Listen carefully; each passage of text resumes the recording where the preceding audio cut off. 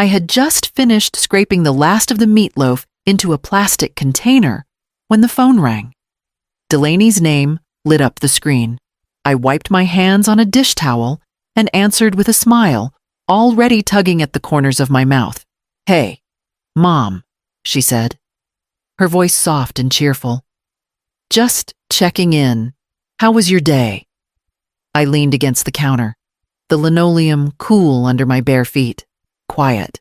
I did some laundry. Watched a rerun of Jeopardy. Nothing too exciting. "How's Phoenix?" She laughed. "Hot and dull. These marketing conferences are all the same. Endless sessions. Overpriced coffee. Bad Wi-Fi." I imagined her sitting in a hotel lobby somewhere, her heels kicked off, flipping through her phone. I asked about Colby, if he was enjoying the trip too. "He's fine. Tired. We have dinner with some potential investors tonight, so I figured I'd call before things got busy." There was a brief pause. Then she added, "You're doing okay."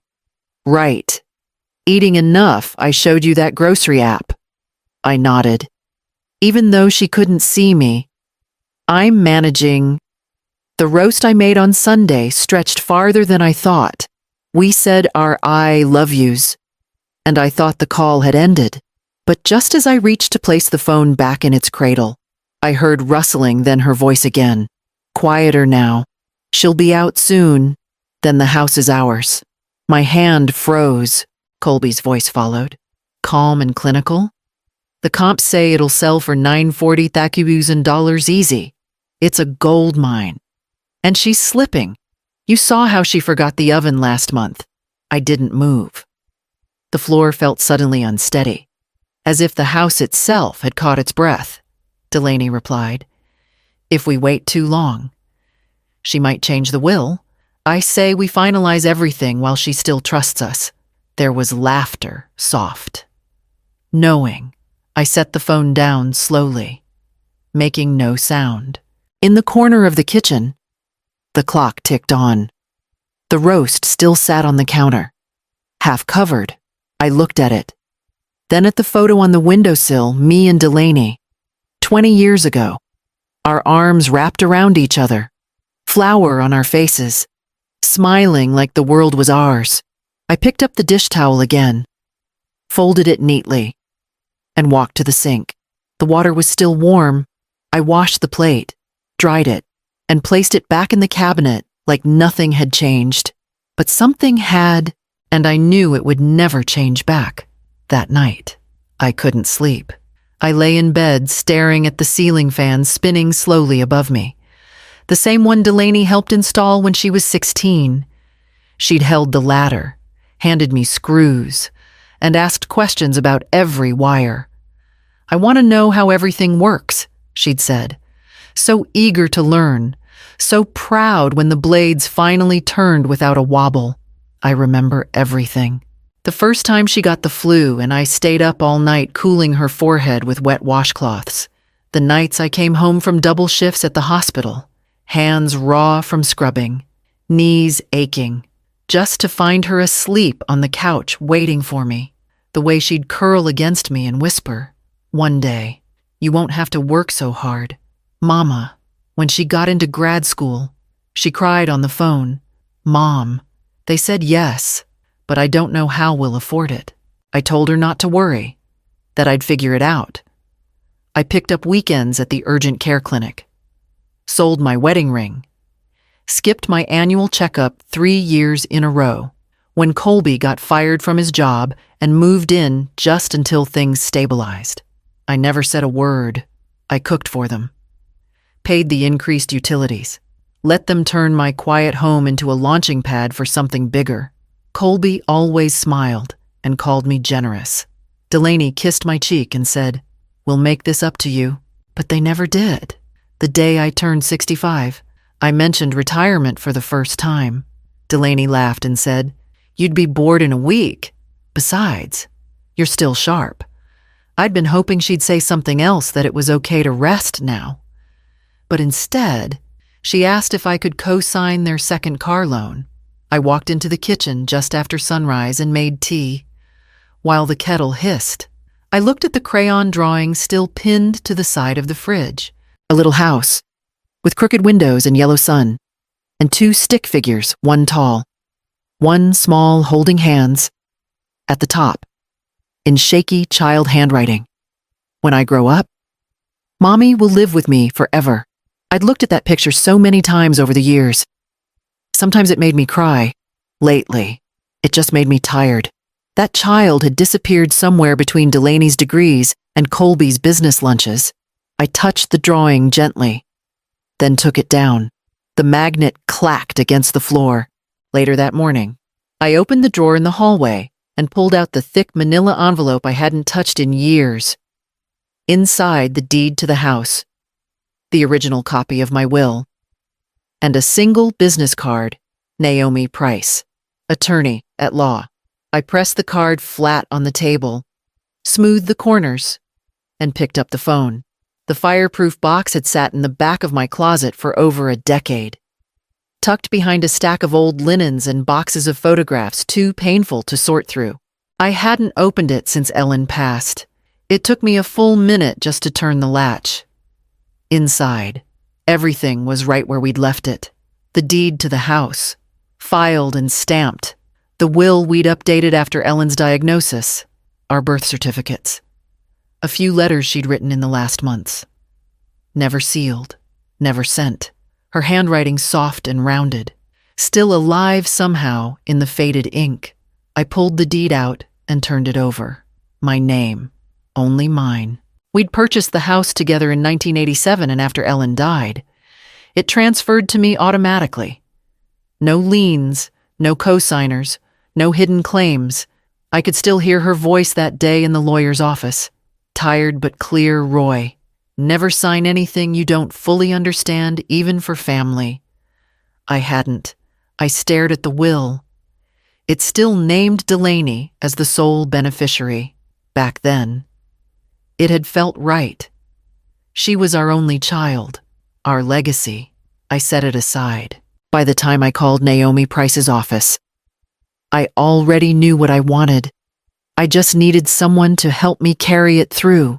She remembered me immediately, said she was sorry to hear Ellen had passed. And yes, she still handled private sales. Her office was quiet and modest. Tucked between a florist and a tailor on a sleepy street in town, she offered me tea, which I declined, and then got right to business. I want to sell my home, I said, laying the deed on her desk. Quickly, quietly, no signs on the lawn, no family alerts, and I want to make sure the money can't be touched by anyone but me. She didn't blink. Is there a reason for urgency? I met her eyes. My daughter believes I'm slipping. She's planning to take everything. I just want to make sure she gets nothing she didn't earn. Naomi nodded once. We'll keep everything airtight. She pulled out a yellow legal pad and began listing Next Step's property assessment. Private listing networks. Investor options. She had names people who could move quickly and close in cash. I listened carefully, taking notes where I needed to, asking questions Ellen would have asked if she were here. By the end of the meeting, Naomi looked at me over her glasses. You're remarkably composed for someone being ambushed by their own child. I built that house with my hands, I said quietly, and I still have enough strength left to take it apart if I need to. She slid the deed back across the desk toward me, nodding.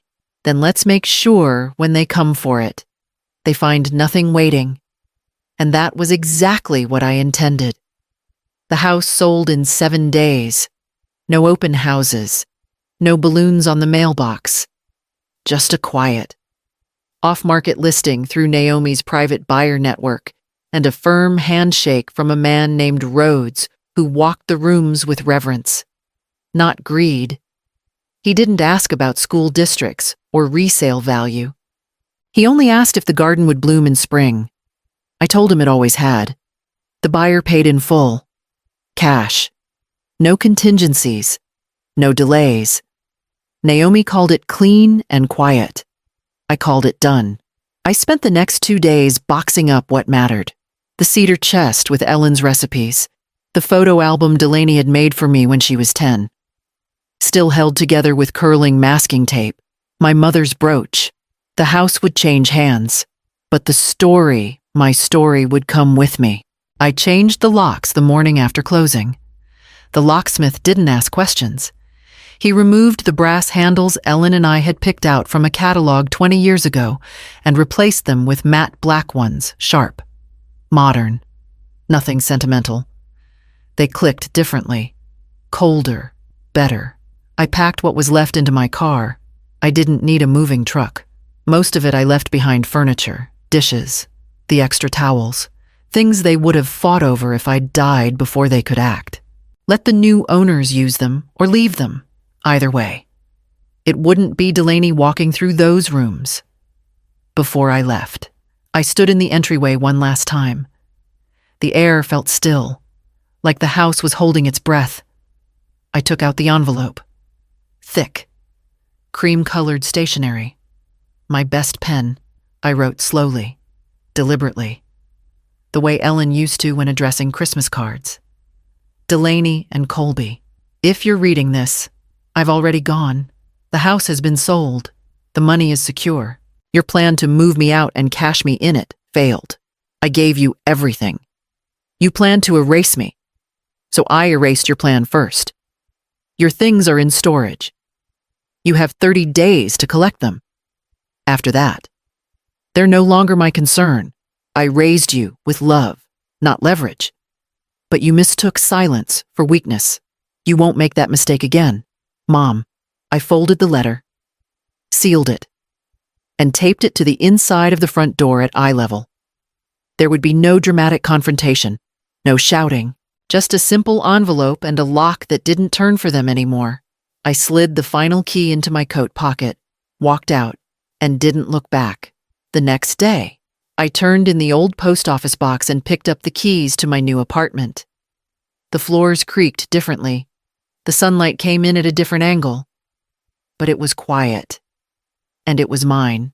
The camera caught it all. I'd placed it behind the hallway plant, angled just right to face the door. Motion activated, silent, streaming directly to my phone. I'd tested it twice before I left. Everything worked. At 3:41 p.m., sharp, their SUV pulled into the driveway. Delaney got out first. Wearing sunglasses and holding her phone like a mirror, Colby followed, dragging their rolling suitcases up the walkway like they were coming back from a long vacation to their second home. Delaney reached for the door without hesitation. She inserted the key, turned it, then stopped. I watched her frown, then jiggle it, once, twice. Her head tilted. She tried again. Colby stepped beside her. What's the problem? The key's not working, she said. Let me try. He took the key from her and attempted it himself. Still nothing. He moved to the side door. Same result. From the camera's angle. I saw their confusion shift into something else. Colby stepped back, scanning the windows, checking the garage keypad. His mouth moved fast now, hands gesturing. Delaney just stood still, staring at the lock like it had betrayed her. Then she saw the envelope. It was taped neatly, right where I left it. She peeled it off slowly, eyes scanning the name on the front. Her hands trembled as she opened it. Colby leaned over to read beside her. I watched as her face went blank, then red, then wet. She sold it. She whispered. Colby blinked. What? She sold it. She sold the house.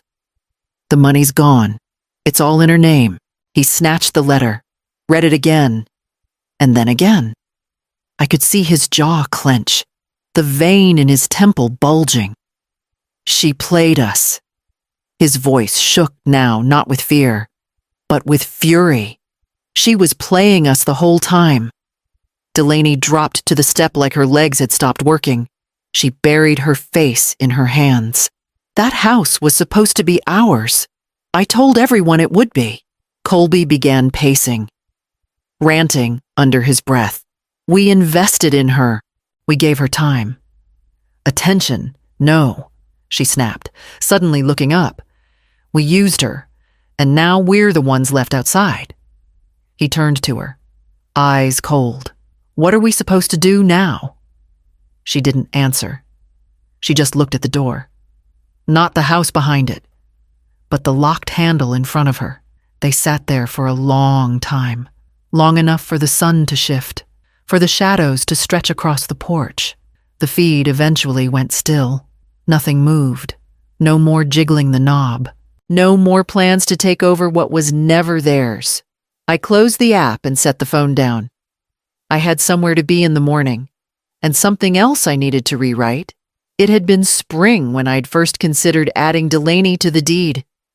The tulips were blooming against the fence line, and she had just brought over a quiche from the co-op bakery, said it was too much for her and Colby to finish, but I knew she'd made it just for me. She poured my tea without asking and offered to help me organize the file cabinet. That was the day she asked gently, so gently, if I'd ever thought about updating the title. You know, just in case. I'd smiled, told her I'd think about it. And later that night, I actually did. I sat at the kitchen table with the deed and a clean folder, imagining what it might feel like to make things easier for her. Then, 2 days later, I dropped my phone behind the couch and found it still recording after a call. When I picked it up, the last open screen was a message thread. Her thread. I don't know why I looked. Maybe I already knew. She's more confused now. Might be time to push the papers. If we wait too long, she might change her mind. Colby had replied with a thumbs up. I stared at those words for a long time. The rest of the world faded behind them. Not concern, not care, strategy. I never confronted her, never brought it up, but I'd stopped hoping after that. The next morning, I called Naomi and asked her to revise my will. Everything would go to a non-profit women's shelter just outside of Boulder. I'd volunteered there once with Ellen. They served women who had nowhere left to go.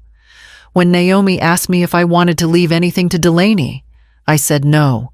No explanation, just no. I signed the papers with a steady hand and walked out of the office into a sunlit morning that felt like a clean slate. I didn't feel triumphant. I didn't feel bitter. I felt finished. Some things are louder than shouting. A locked door, a missing name, a rewritten will, back home. I opened the drawer by my bed and slipped the old text into an envelope marked keep, not as evidence, but as reminder. That was the moment the daughter I raised became someone else entirely. And I became someone who would no longer forget herself. The apartment was small, but it didn't feel empty. I unpacked slowly. Only what mattered: Ellen's recipe book, my old journals. The teapot Delaney gave me when she was 8. The paint on its side had faded a clumsy drawing of a heart, and the word Mom etched in thick red. I'd kept it all these years, not because it poured well, but because it reminded me of when love felt simple. I placed it on the windowsill where it could catch the morning light. The senior complex was quiet.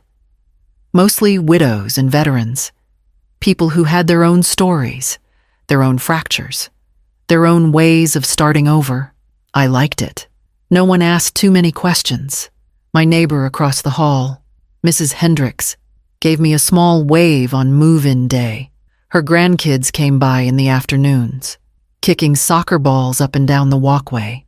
One of them, a boy no older than 6, stopped and stared at me one morning. "Are you someone's grandma?" he asked, brushing crumbs off his shirt. I smiled. "I used to be." I said, "Now I'm someone again." He tilted his head, unsure what that meant, then ran off without a word. I made myself tea in the good pot that evening, letting it steep longer than usual. I drank it slowly while watching the sky turn amber behind the buildings. It was quiet here in a different way. No creaking floors, no familiar clicks of old doors. But the silence felt earned, not imposed. That night, I made a list in my journal. Call the shelter and finalize donation. Cancel the old P.O. box. Forward mail to Naomi's office. Pick up a new welcome mat at the bottom of the list. I wrote a single line, "Don't forget. This life is still yours." I'd given up enough. In the corner of the living room, I placed the plant Delaney had given me one Mother's Day long ago. It had survived. Surprisingly, through 3 repottings and 2 near deaths, it leaned toward the light. Still trying, I understood that. Before bed, I walked through the apartment one last time, turning off the lights one by one except for the lamp in the entryway. I left that one on, not because I expected anyone, but because I wanted to see what it looked like when the light stayed on just for me. The first call came the day after I forwarded my mail. Delaney's name lit up the screen. Just once, then again, then twice more over the next week. I never answered. She left one voicemail. Her voice cracked halfway through. "Mom, I don't know what to say. Just, can we talk?" But there was nothing left to say. The silence between us wasn't punishment. It was a boundary. I sat at my small kitchen table and opened my journal. The tea was already steeping, and the afternoon sun fell in quiet rectangles across the floor. I wrote slowly, letting the words settle. They didn't just lose a house. They lost a mother. I gave them both once. I flipped back to earlier pages' grocery lists. Names of realtors. Short prayers I'd whispered when the house first went on the market. It read like a blueprint for escape. Then I opened the letter from Naomi, confirming the final transfer. The remainder of my estate, what wasn't already allocated, was now pledged to the shelter in Boulder. I'd asked that no plaque be made, no name on a wing. Just warmth and space for women who needed to start over. I placed the letter in a drawer marked Final Documents and rose to pour my tea. The good teapot gave its usual soft gurgle.